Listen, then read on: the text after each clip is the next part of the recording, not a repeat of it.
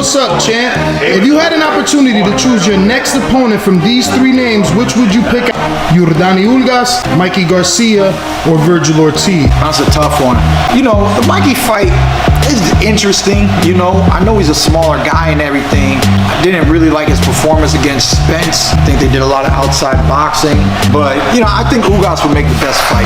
I know he respects me a lot, and I know he'd be honored to be in the ring, and I know he would do his best to come out victorious. And I just think stylistically that we could make a great fight. Who you have winning between Earl and Manny? And please compare the difference in punching power between Danny Garcia and Manny Pacquiao.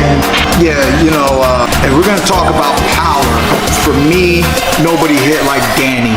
Pacquiao is weird. Danny felt like a big brick. Pacquiao felt like a little brick. Now the weird part is Pacquiao's hands just felt heavy. I was thinking to myself, after the fight, I constantly was thinking, why did his fist feel like a rock? You know? It was like awkward, right? I was like, why did his fist feel so hard in the fight? You know? I was like, it was a little awkward. You know, I don't really care about that stuff that much. I mean, I could handle it. It wasn't devastating. It didn't really feel like plaster, but it felt like something. It felt like a rock. So I thought, like, does he do certain training? Does he do certain, you know, does he build up calluses? Does he have more dense bone density in his hands? Did they do some Asian stuff? What did they do? Who knows, right? And then looking at the picture, I was like, damn, you know what? Pacquiao wore them old school Mexican Reyes. And back when me and Ben Getty was knocking everybody out, we always wore those Mexican Reyes gloves.